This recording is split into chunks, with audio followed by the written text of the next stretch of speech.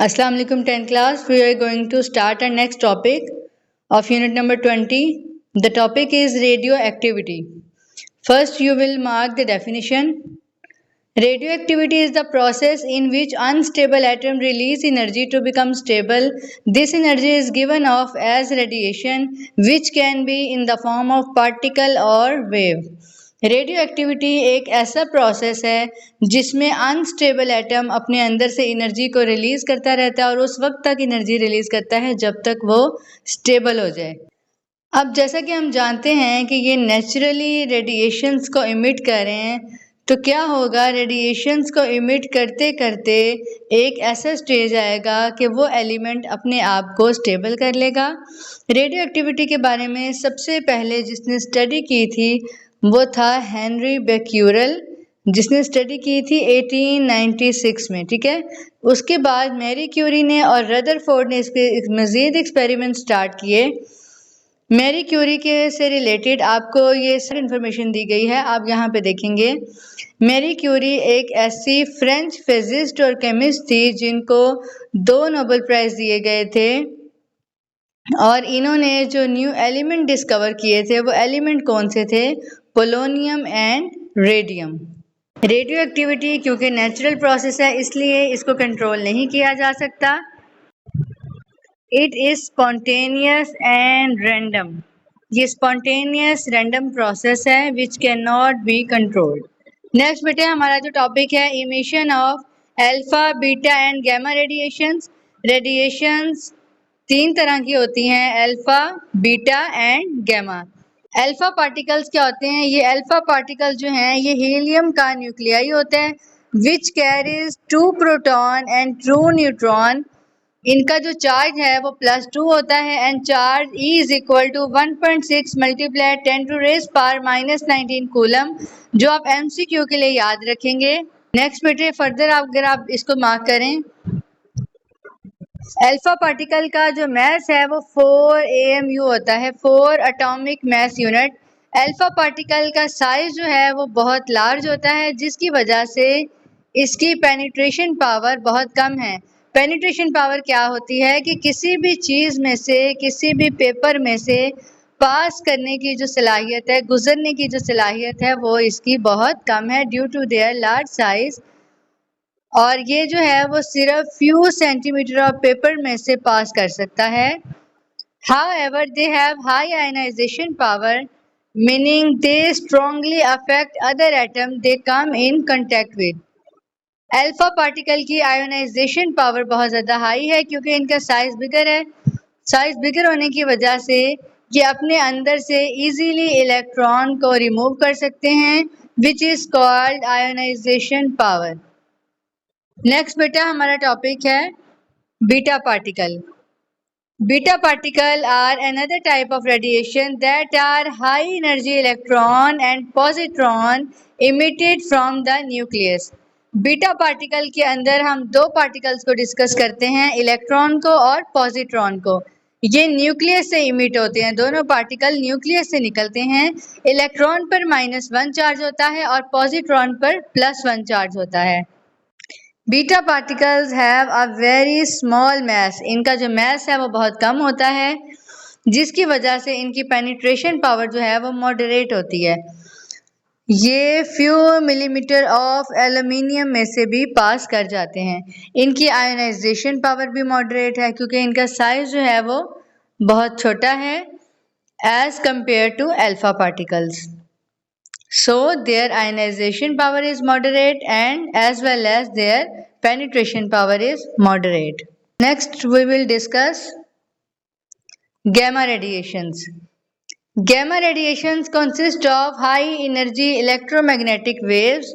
gamma radiation जो हैं ये बहुत हाई एनर्जी की इलेक्ट्रोमैग्नेटिक वेव्स हैं जिनको हम फोटॉन्स भी कहते हैं। ये भी आप MCQ के लिए याद रखेंगे। Another name of gamma radiation is photons. Photons are massless and neutral, carrying no charge. इनका ना तो कोई मैस होता है और ना ही इन पे कोई चार्ज होता है। गैमा रेस कहाँ से इमिट होती हैं?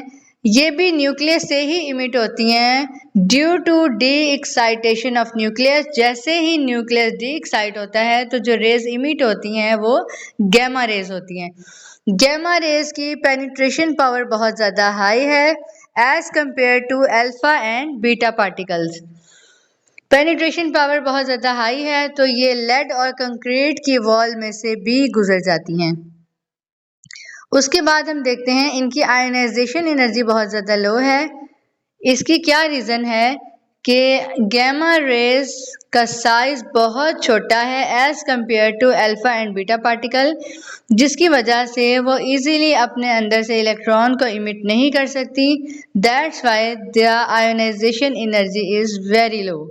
फर्दर बेटा आप देखेंगे तीनों पार्टिकल्स की अल्फा बीटा और गैमा की आयनाइजेशन एनर्जी और पेनिट्रेशन पावर को अलग अलग डिस्कस किया गया है, जो हम ऑलरेडी डिस्कस कर चुके हैं। एक दफ़ा फिर इसको देख लेते हैं। सबसे पहले आप आयनाइजेशन एनर्जी की डेफिनेशन मार्क करेंगे। Ionisation occur when radiation remove electron from the atom turning into them ion.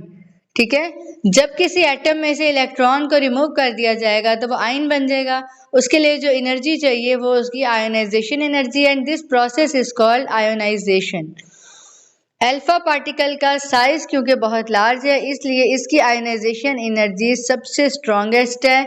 Beta particle का जो साइज है वो अल्फा की निस्बत स्मॉल है, इस वजह से इसकी आयोनाइजेशन मॉडरेट है। नेक्स्ट हमारे पास आ जाता है गैमा रेज।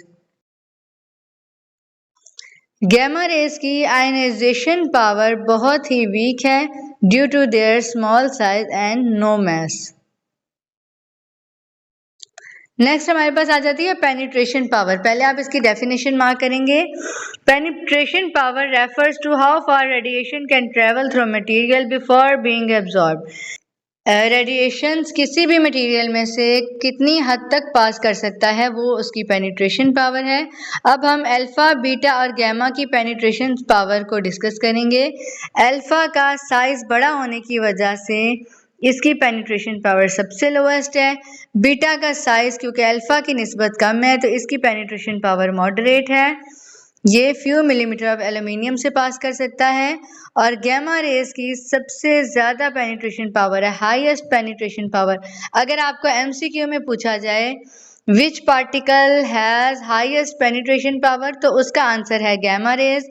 और अगर आपसे ये पूछा जाए कि which particle has highest ionisation energy तो उसका आंसर है अल्फा पार्टिकल। नेक्स्ट बेटा आप देखें, यहाँ पे आपको अल्फा बीटा और गैमा रेडिएशन का एक कंपैरिजन टेबल दिया गया है। यहाँ पे अगर आप इसको टेबल के फॉर्म में याद करेंगे तो आप इसको ज़्यादा अच्छी तरह रिमेंबर कर सकते हैं। अल्फा बीटा और गैमा की सबसे पहले आपको फर्स्ट कॉलम में इनकी प्रॉपर्टीज़ दी गई हैं, इनकी कंपोजिशन दी गई है, charge, mass, ionisation power, penetration power and उनकी इलेक्ट्रिक और मैग्नेटिक फील्ड में डिफ्लेक्शन को शो कराया गया है।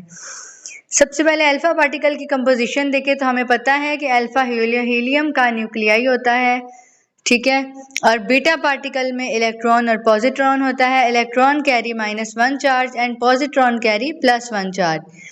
Next, gamma rays are actually electromagnetic waves and another name of gamma rays is photons. Next हमारे पास चार्ज की हेडिंग है।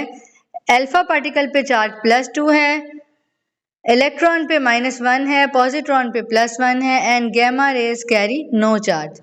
नेक्स्ट इनका मैस देखें तो अल्फा पार्टिकल का जो मैस है वो 4 AMU है, बीटा पार्टिकल का मैस वेरी स्मॉल बहुत कम है और गैमा रेज का मैस नहीं है, ये मैसलेस है। नेक्स्ट इनकी पेनिट्रेशन पावर देखी जाए तो अल्फा पार्टिकल की साइज बड़ा होने की वजह से पेनिट्रेशन पावर लो है, बीटा की पेनिट्रेशन पावर मॉडरेट है और गैमा रेज की पेनिट्रेशन पावर हाई है। और अगर इनकी आयोनाइजेशन पावर देखी जाए तो अल्फा की हाई है, बीटा की मॉडरेट है और गैमा की लो है। नेक्स्ट अगर हम देखें कि इलेक्ट्रिक और मैग्नेटिक फील्ड में इसकी डिफ्लेक्शन क्या है तो अल्फा पार्टिकल बहुत ही स्लाइट डिफ्लेक्शन शो करता है in both electric and magnetic field, जबकि बीटा पार्टिकल इलेक्ट्रिक और मैग्नेटिक फील्ड में सिग्निफिकेंट डिफ्लेक्शन को शो करते हैं। ये भी आप एमसीक्यू के लिए याद रखेंगे कि इलेक्ट्रिक और मैग्नेटिक फील्ड में सबसे ज़्यादा सिग्निफिकेंट डिफ्लेक्शन किसकी होती है? बीटा पार्टिकल्स की। और सबसे स्लाइट डिफ्लेक्शन किसकी होती है? अल्फा पार्टिकल की। And which particles do not show any deflection in electric and magnetic field, that are gamma rays. Okay, 10th class, we will meet in the next lecture inshallah. Allah Hafiz.